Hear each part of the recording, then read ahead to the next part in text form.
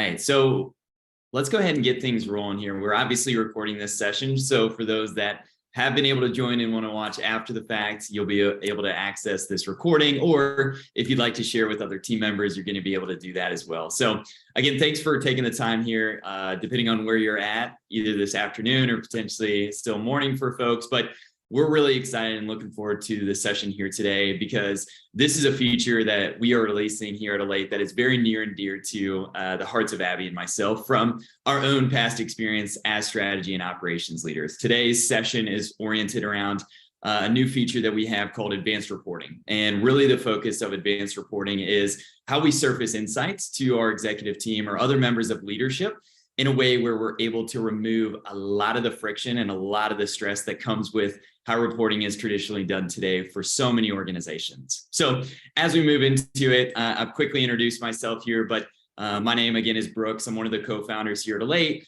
I'm joined by Abby, who's also one of our co-founders, and we're going to be walking through kind of two parts of today's session. The first of which being a little bit of the why behind advanced reporting. Why is this a platform that not only we thought was worth investing in, but something that we feel really changes the game for strategy and ops leaders, and how they bring together a lot of different information and turn all of that information or data overload into insights that really drive action for their organization. So we'll start with setting the foundation for the feature itself, but then we want to transition into the platform, and Abby's going to take us through a demo, show in real time what advanced reporting is and how it fits into the overall Elate platform and is being leveraged by strategy and ops leaders today.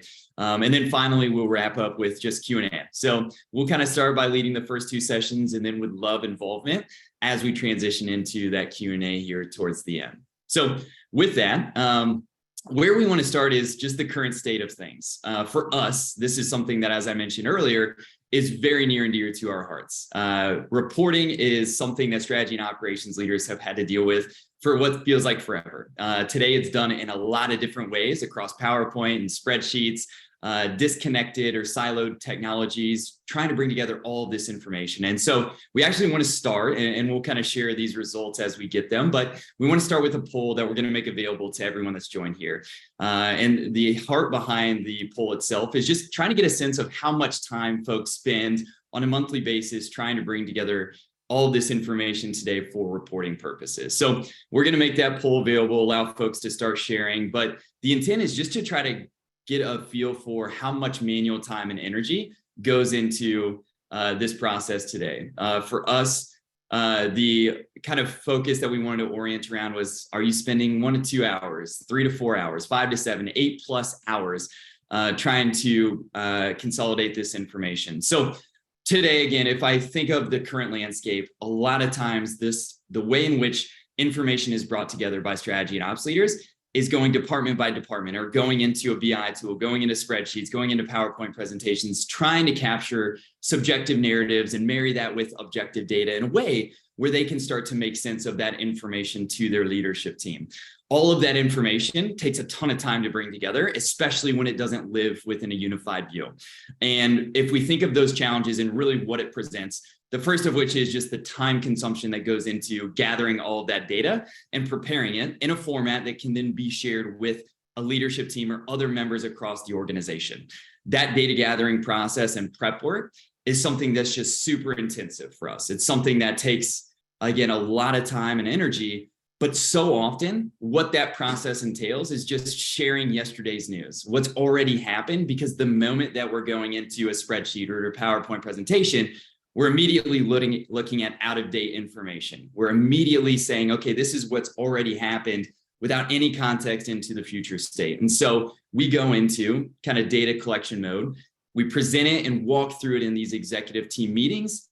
And all that we're doing is simply, a lot of times, doing a roll call of what work was done in the last week or within the last month itself, and spending all of our energies just going through, here's the status of where things are at today, without any sense of what is the action to be taken, how do we remove hurdles or unlock opportunities for different areas of our organization. So a lot of time spent not just capturing it, but then reviewing what's already been captured, which leads ultimately to that reactive decision making. And the reactive approach to how companies take this information and then make decisions based off of it is often at the mercy of what information was provided to them to begin with.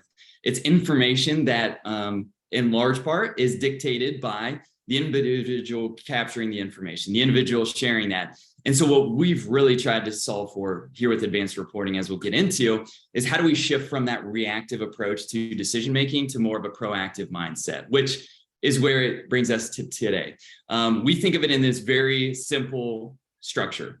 How do we move from reporting on yesterday's news to streamlining that process, giving context to that information and turning data into insights to then automate how we unlock tomorrow's opportunities? And that's really the heartbeat behind advanced reporting. If we think of the overall context, we always want to have a bias to action. We want to have a mindset that is oriented around not just reporting on what's already happened, but shaping the direction for how we're taking that organization moving forward. So I just had the results of the survey shared with me, and I think this is actually a good segue into what type of information are we condensing and consolidating with advanced reporting.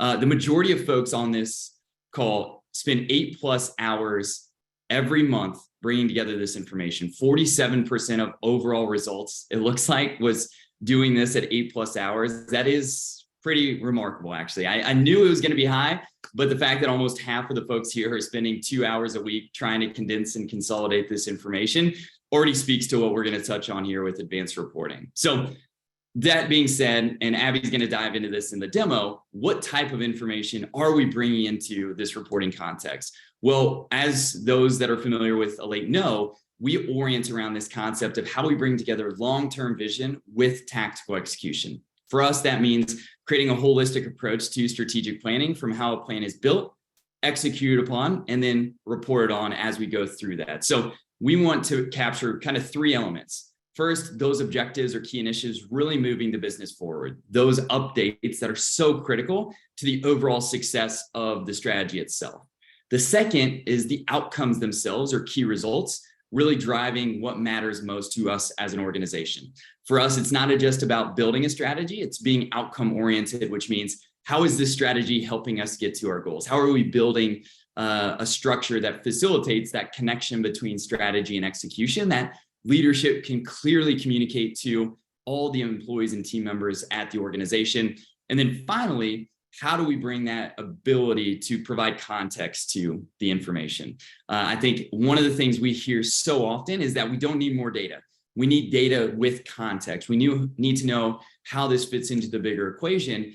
And I heard one strategy and ops leader recently say, I need to cut through all the data forensics that so often is required if I'm just looking at a BI tool or just looking at static reports, and instead have those insights surface to me so I know what recommendations to make. So that's the context, again, behind advanced reporting. And I think this is a great segue into, let's get into it. Let's actually showcase what does this look like here within the platform. So Abby, I'll let you take it away. Perfect. All right, I'm going to go ahead and swap the screen shares here. While I'm doing this, I know that there are quite a few familiar faces on the webinar, just looking through the attendees and who's on here. So it's great to see those of you again. That said, for those who have never seen the Elate platform before, this will not be a full product demonstration or a full training by any means, but we always thought it'd be helpful to start with orienting you around our platform. Again, those familiar faces, this will be a little bit repeat here, but where we like to start, no matter when we log into the platform, is always on this main company page. When we think about why we set Elate, why we built Elate in the first place, and the biggest things that we're trying to solve, it's all about how do we connect that long-term vision with the tactical and daily execution that needs to happen, whether that's at the leadership, the department, or team level. And so everything on our platform is centered around that, and advanced reporting will add on to that in a really unique way. So as you can see on this main page, we see things like our example companies here, the mission, vision, and values, and what we refer to as themes. For those that aren't familiar with that language, it may be something you call rallying cries or kind of key priorities within your business. But again, all kind of taking that vision and breaking it down to say, okay, how are we going to go tackle that? How are we this year going to get closer towards accomplishing this big vision we have? And how are we going to measure that? So you'll see our themes here in the middle. And themes get supported by what we refer to as objectives. If those of you on the call are EOS users, you call these rocks. Either way, what we're focused in on is, great, we want to build valuable products or we want to grow our revenue. How are we actually going to do that? So we take that a step further. And if I click in to our team view over here on the left-hand side, we can take a look at our leadership team and see their top 3 objectives. These are kind of breaking down those big themes and saying, all right, right now we're focused on surpassing our revenue goals or around expanding our offerings, maybe new product releases. We won't go through each of these, but if I just click in one more time on an objective, we can go into that much more detail. This is kind of the most granular view you will see here, all centered around how are we doing towards our new business goals. And in this instance, you'll also see this organization is working on a new product launch that is baked into the back half of their year's revenue goals as well. This is something we see a lot with software companies, but it actually extends far beyond kind of the software space. A lot of times we're banking on certain assumptions for our revenue to hit. And so for us, it's all about how do we bring this into the same view so that we're kind of breaking through those silos where we only look at a number in one context and understanding what's going on outside of that. So here's where we can track those things on the key result level. We can pull these in. Example here is this is pulling from Salesforce, or if you use HubSpot, you can pull in from your CRM here. And then we've got our product launch happening. That's being actually tracked from a project plan in Monday. So we can bring in the % complete to that as well right next to it. On that regular basis, this is where you're going in and providing those status updates. So I think we just heard that a lot of you are spending 2+ hours a week trying to consolidate this. For us, it's all about how do we make short and frequent updates so that folks are spending less time trying to pull together what's happened over the last few weeks or months and more time kind of saying, here's where we're at and here's what we need to do to get ahead. If I scroll down here, we can see that commentary left. So we can see that we have commentary giving us a little context on where we're at, what we're kind of hoping for, and how we're going to make up the current gap that this fake demo organization currently has in their new business goals. I share this and I dive into these objectives because all of this data that lives within Elate is exactly what we want to start surfacing in a more specific and meaningful way with advanced reporting. In addition to any objectives, status updates, and key results on an objective, you can also in advanced reporting pull in things like your scorecard. So for those of you who are leveraging the scorecard or who have some sort of dashboard that you're using, think of a scorecard as the way to bring together your BAU metrics, right? Those things that you're tracking on a day-to-day basis that you may not have specific objectives around, but you always want to keep an eye on. So maybe there are things like your employee satisfaction or ENPS or your pipeline. Again, some of these might overlap with a specific objective, some might not, but all of these metric cards are again something that you can pull into these advanced reports. If I zoom back out here, I'm going to go back to the top level. We're going to now dive into the fun stuff, the advanced reporting. One of the things that we kept hearing time and time again, and frankly, Brooks, as we think back to when we first started Elate, I think advanced reporting really gets at like the ultimate thing we were trying to drive towards, which is it's not about just having a place to house this data. It's about what do we do with the data. Brooks hit on this as well. It's all about how do we take action from it. Looking at data is great, but if you do nothing with it, what's the point? So as I dive into advanced reporting here, you'll see we have a couple example reports already built out that I'm going to walk through. If you were creating a brand new report, you can always do this up here in the top right corner. But to start, I'll go ahead and just dig in on one that we've already built out. In this example, we are looking at a leadership team report. This is a really common use case that we are seeing leveraged across those who have had early access to advanced reporting. Many times as you go into either a weekly or bi-weekly leadership team meeting, a lot of folks are spending that time talking about their updates and less time talking about what do we need to do and what's the action we need to take. And so the leadership team report is a great way to get in front of that. What we can do is set up a report, add in context. So we can give some context if you are a chief of staff or a COO, this would be a great place to kind of add some color here. But we can pull in directly from Elate, and these are dynamic. So as your Salesforce refreshes every night in Elate, that's getting up to date here as well. And we can start to see things like where are we at on our revenue growth milestones. We were just looking at this objective, but we don't want to have everyone have to get in and look at objective by objective. We want to surface this to them and elevate that information. So we can start by pulling in those metrics here. You'll see I'm in the editing mode right now, which is why you'll see a lot of these kind of widgets that let me move them around. But the whole idea here is that we want to build this out in a way that's giving context to the team so that they get a consolidated, concise report that tells them exactly what they need to know heading into that meeting. So below here, we see things like those objectives as well. And a key thing you're going to note here is that it does pull in the most recent comment as well. This commentary is, in my mind, like gold. This is the context that Brooks was referring to that we need to add to the data. We don't just want to stare at the same numbers. We want to understand what's happening. If surpassing our revenue goals is at risk, we want to understand where we're at. We want to see, hey, our ACV is dipping a bit. We're, 10K less than we were projecting. Those are the types of conversations that we're wanting to drive and have, and that we want to surface in these advanced reports. I won't go through each of these line by line, but you'll see you can add a variety of different kind of widgets within here, whether it's the objective widget, the metrics, or even just simply text that you want to add on top of this. We broke this out into different sections. So we started with revenue, we're kind of diving into customer success, and then we've got marketing. Throughout here, editing this report is incredibly simple. Our goal here is to take that 8 hours and reduce it drastically, because I guarantee you have better things to be doing with those 8 hours than building PowerPoint reports or Word docs or like trying to dive in and gather all this information. So for example, if we wanted to pull in another objective for customer satisfaction, all we have to do is click link another objective, choose where we want to pull it from, and simply select the objective we want.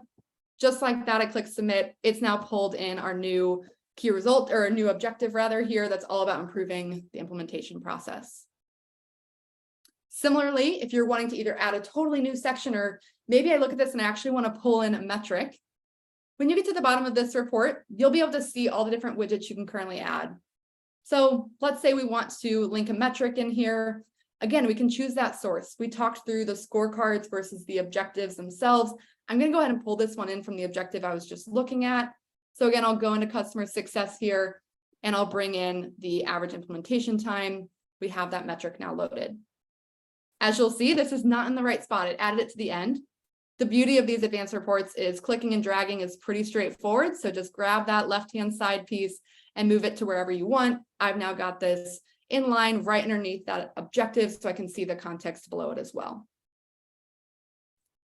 All of this is well and good. We want to make this super simple when we think about creating the reports themselves. But the reality is we also want to focus in on how do we share this out. The purpose of creating these reports is not just to forward this information, but to make it super easy for folks to navigate to and get access to. You have a few options for sharing. As you'll see, this one's actually scheduled to send on a regular basis. So this sends weekly at 2:45. And you can see the teams in which it sends to.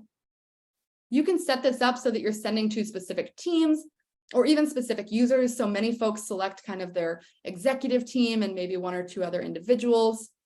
All of that can be set up here. You can choose when these send, how they're sending, and who they're sending to. Additionally, if you ever want to see how the user is going to see that, you've always got a preview button here that'll open in a new tab and show you that final version of the report. So again, no more click and drag icons here. This is that finished version. And lastly, if you want to share outside of maybe a regular email, maybe you want to send it in Slack, or you have a separate email that you're already working on, you can always share via link directly here as well. So you can just provide a link to an individual and they'll be able to dive right in from there. The great thing here is once you've set up these reports, they're going to update as that data gets updated in the platform itself. So you don't have to worry about going and recreating this every week. Once you set it up once, you're good to go. I know I walked through a lot there. So we want to take a step back, but maybe before I do that, Brooks, would love to open up to you on anything I maybe missed or went through too quick through, or anything you'd like to add here.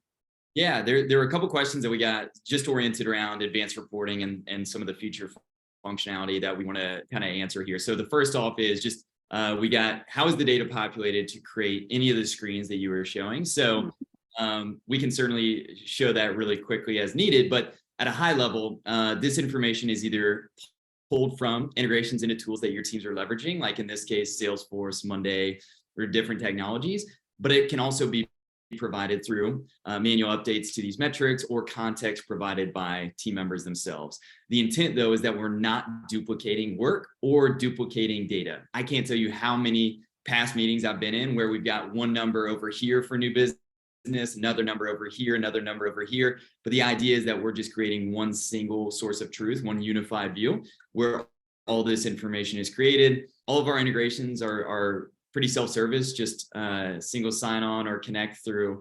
one-click integration. But Abby, anything you'd add to where this information comes from? No, that's spot on. So if you're pulling in from those integrations, that's a one-time setup as well. And I know there was kind of a pairing question here around color coding. If you have a stacked bar chart, all of that's available on Hover. So we're keeping that context directly in there to keep that nice and simple.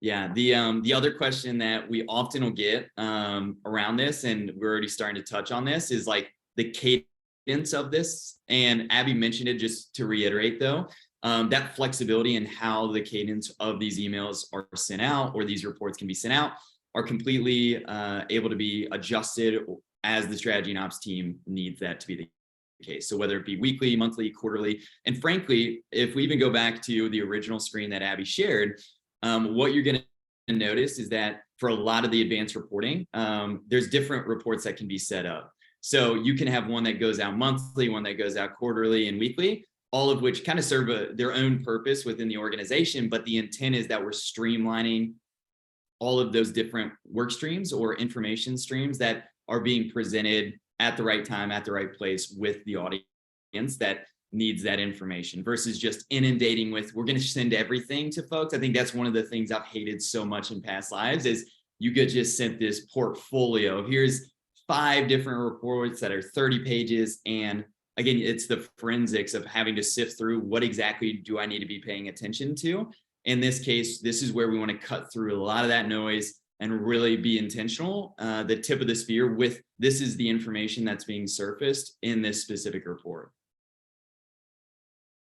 Perfect. I'm actually going to switch over to our Q&A slide. If I need to dive back into the platform, I can, but we've actually started to dovetail into this nicely. I'm seeing a few more questions come in, especially one around, and this is a really common question we've gotten, is all around how do you implement best practices for this, for management meetings?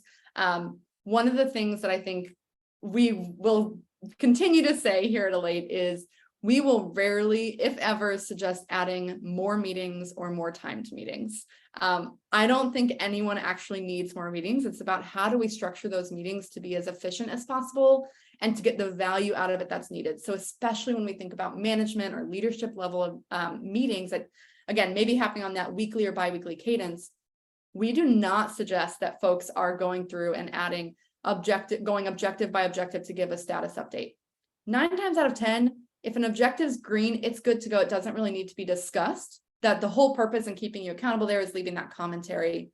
But what we find advanced reporting really helps do is send out that pre-read, just like I think this individual is saying, you're kind of sending this as a pre-read that you shared. It's exactly what we would suggest. So when we build those really strong, what we call rituals, for those that word is maybe new to, what we mean there is the habits, the cadence, the behaviors that we're forming.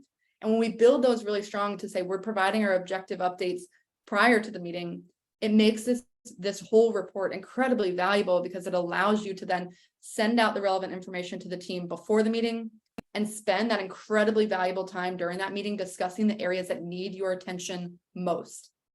Many times they can maybe be tabled as one-off conversations, but we want to be spending that time. We have a lot of heads in that room that are all representing different perspectives and departments, and we want to leverage that time to get them thinking about these objectives that impact multiple departments. Just because one person or one department owns an objective does not mean it only impacts them. That is almost never the case. These always have far-reaching impacts.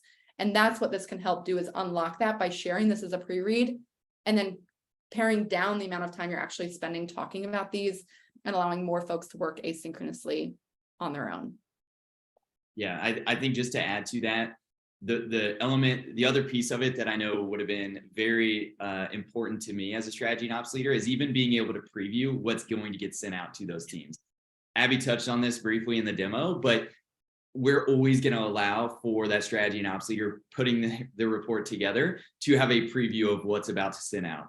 I know the last thing we ever want to do for a board of directors, for a CEO, for other members of leadership is think that we've got one thing going out, and then as it's being exported, it renders incorrectly or doesn't render the way that we were anticipating. So it sounds simple, but just the preview functionality is built with that intent of knowing, okay, here's the message that I'm trying to convey. Here's how that's going to look and be consumed by those individuals, which actually kind of ties into two questions here, product related, Abby, that I'll toss over to you. First of which being, we've talked a lot about sharing this with team members. Is it possible to export to PDF to share?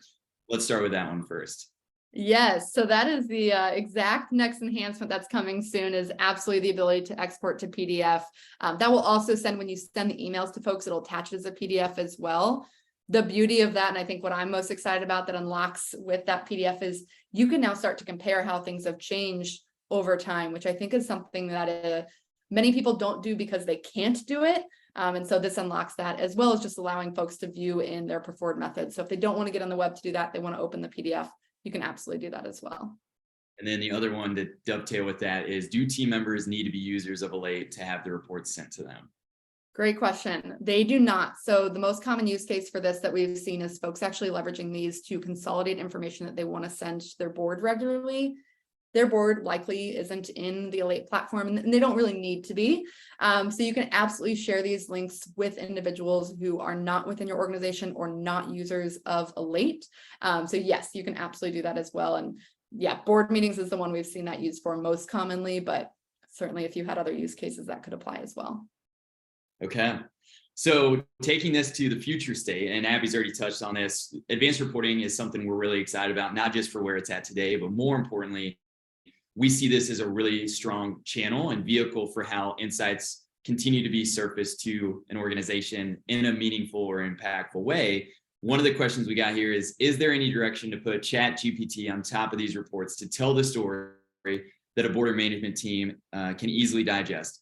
That is exactly the direction we want to go. I'm not going to necessarily say it's through ChatGPT, but one of the things that we do already today with customers is kind of serve as an extension of their strategy and operations team, helping them to really understand what is the meaning behind these updates or this information that we're capturing, where I can share it in a way that's going to drive the action. Where we envision advanced reporting moving towards is, how do we leverage the platform to really identify areas of opportunity or potential risk within the business. So being able to even add context to, look, we've got an objective that's been on pace, quote unquote, for 5 consecutive status updates. However, all the underlying data is telling us this is actually behind. We want the platform to be able to share that information or that direction, saying, look, this is something that's potentially a risk.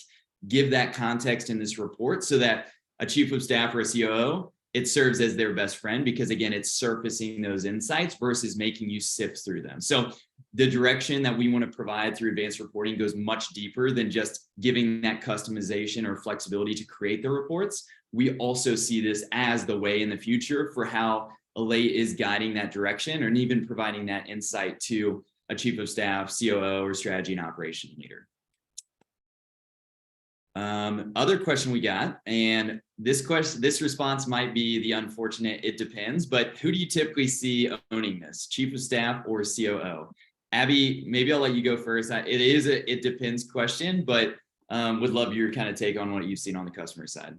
Yeah, absolutely. I will start with it depends, but I would say the majority of the time, if you have a chief of staff who's especially reporting to a principal on your executive team, or typically the CEO, this is often something that individual is owning. They're owning building that out. They're usually living in that in between, right? They're almost across all these different departments. And so that is often the role and responsibility of that individual. That said, I know organizations of different size have different roles. And so you either may not have a chief of staff, maybe your COO serves as a chief of staff and COO. For those organizations that maybe wouldn't have one, we would see a COO also owning parts of this. Ultimately, I think the answer depends on the answer to this question, which is who in your organization owns the execution of strategy. Ultimately, that individual should have a heavy hand in this. They might be pairing with other folks as well to kind of actually build it out, or do that gut check, as you were mentioning, Brooks, before it sends out, of does this all look right? But I would say commonly we would see a chief of staff, but a COO certainly could be in there. A chief strategy officer certainly could be in there. Just kind of depends on the organization and the roles that you have and the functions that they own. Yeah, and I think that's important to call out is that we do have the ability for it to be driven around a plan owner and someone tracking the execution of their strategy. Again, as we touched on, there can be multitude of different advanced reports built. So one might be, hey, this is the execution of the strategy, whereas another advanced report is oriented around, hey, here are hurdles that we need to be removing or potential risks to our strategy that we need to be aware of. And again, different roles might leverage different types of reporting that they're going to really build within Elate. But that is the beauty of it, is that it again can be tailored towards the specific message that we're trying to convey to the right audience at the right time. Okay, so I know we are already a little bit over the time, and we love keeping these webinars just short and concise so that they can be a break in folks' day, but we know asking for much more than 30 minutes is tough. That being said, if you'd like to get in contact, whether you are already on the Elate platform or interested in learning more about the platform as a whole, we would love to connect. Even if you have feedback on advanced reporting and the future direction that we can continue to take in building the feature itself, feel free to reach out. You've got my email here, brooks@goelate.com. Abby is abby@goelate.com, but feel free to reach out to either one of us. We'd love to connect more, but thank you all for taking the time here today with us. We really appreciate it.